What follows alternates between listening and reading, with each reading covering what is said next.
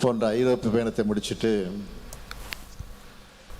15,516 கோடி ரூபாய் முதலீட்டோடு தமிழ்நாட்டுக்கு திரும்பின 3 நாளில் இந்த முதலீட்டாளர் மாநாடு மூலமாக உங்களை எல்லாம் சந்திப்பதில் நான் மிகுந்த மகிழ்ச்சி அடைகிறேன்.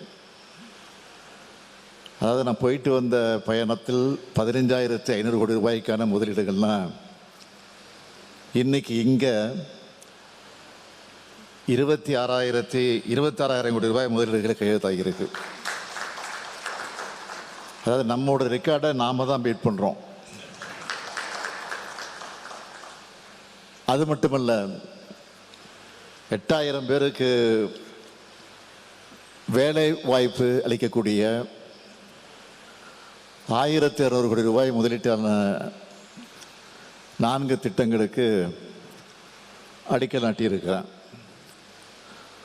ஓசூர் திறமையும் புதுமையும் சந்திக்கிற நகரமாக இருக்கிறது.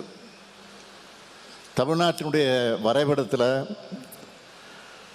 தனித்த அடையாளம் பெற்ற நகரம் ஓசூர். வளர்ச்சியின் முகம். இந்தியாவை கடந்து உலகளவில் கவனத்தில் இருக்கிற நகரமாக ஓசூர் ஒளி வீசுது.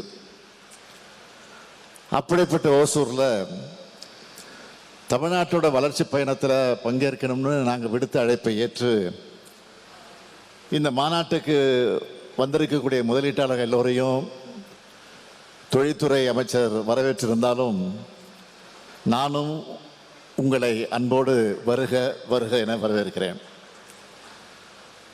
தமிழ்நாடு தொழில்துறையில் இவ்வளோ வேகமாக செயல்படுதுன்னா அதுக்கு முக்கிய காரணம் துடிப்பான இளமையான அமைச்சராக இருக்கக்கூடிய மாண்புமிகு தொழில்துறை அமைச்சர் தம்பி டிஆர்வி ராஜா அவர்கள்.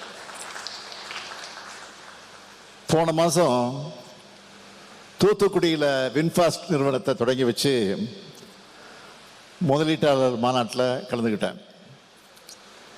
இன்னைக்கு இந்த ஓசூரில் இந்த மாநாட்டில் கலந்துக்கிட்டு மாலை டெல்டா எலக்ட்ரானிக்ஸ் நிறுவனத்தோட நியூ டெல்டா ஸ்மார்ட் மேனுஃபேக்சரிங் லைனை திறந்து வச்சு அங்கே உரையாற்ற இருக்கிறேன்.